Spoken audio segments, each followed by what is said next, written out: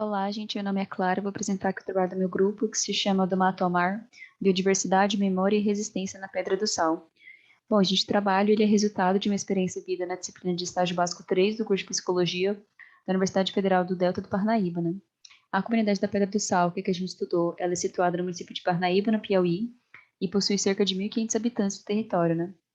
No trabalho, em geral, a gente falou quanto que é importante entender a memória como uma categoria potente, né, e fortalecedora na construção da identidade. Ela também desenvolve esse sentimento de apego e de pertença a um certo lugar. E além desse fortalecimento da memória, a gente vê o quanto que é necessário analisar o impacto dos conflitos socioambientais, né, que são influenciados pelo capital na relação com a comunidade, e a gente problematiza os efeitos nocivos dos megas empreendimentos presentes no lugar, que no caso é a instalação da usina eólica, né? E a gente promove também, junto com os jovens da comunidade, esse reavivamento da memória local e a sensibilização à resistência como uma munição para a luta contínua desse povo, né? A gente imergiu, no território, né? Através de visitas técnicas com esse objetivo de colher informações, de colher vivências no território, principalmente com as falas dos moradores nativos, né? E a gente pegou em seu discurso os pontos principais para a gente se direcionar para a construção dos objetivos do nosso trabalho, né? E os objetivos são fortalecer a memória e a resistência junto aos moradores da Pedra do Sal, compreender o impacto do capitalismo nas comunidades tradicionais e investigar os processos psicossociais que atravessam a vida dos moradores a partir da territorialização. No material e métodos, a proposta do estágio nela se dá a partir da pesquisação participante. E o percurso do estágio ele foi composto pela territorialização, né? Ele foi concretizado por 3 visitas técnicas no território da Pedra do Sal, guiado por 3 moradores nativos, né? E eles comporam para a gente essas trilhas afetivas, né?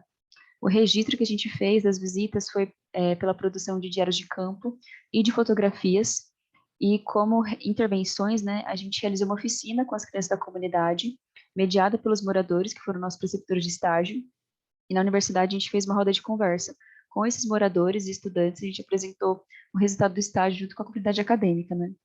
Como resultado da discussão, a gente vê que a comunidade da Pedra do Sal, ela se consolida enquanto uma comunidade tradicional, não somente porque ela faz atividades que são ligadas à pesca, ao artesanato, ao extrativismo vegetal, né? Mas porque também é um povo que está nesse território há muito tempo.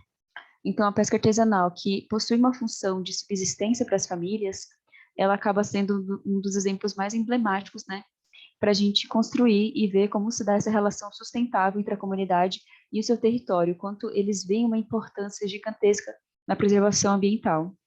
E desde o período de territorialização até as atividades finais do estágio, né, a gente fazia constante esse processo de fortalecimento da memória do território, porque a gente leva em conta que esse resgate à história da comunidade acabou promovendo um fortalecimento da própria identidade dos moradores, né?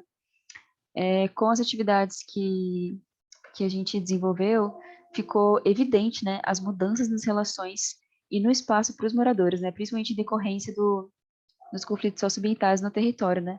Dentre eles, como eu tinha dito, foi a instalação da usina eólica, que foi um processo histórico, né, de dominação e muito agressivo na fauna e na flora, que eles falaram que sentem faltas de frutas, sentem falta de árvores que não existem mais, de rios que foram cortados pela metade durante a instalação, assim como também na saúde física e psicológica dos moradores. Eles sempre reclamam de um barulho que sempre acontece à noite quando as máquinas se desligam, né? Que é um barulho que incomoda muito.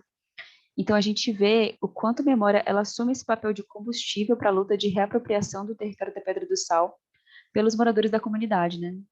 E para concluir aqui, gente, a gente vê que uma vez que o território ele possui esse histórico de dominação de interesses do capital sobre o território, o trabalho ele revela o quanto existe um impacto na comunidade, né, o impacto do capitalismo na comunidade e nos processos que esse impacto perpassa na vida dos moradores, né.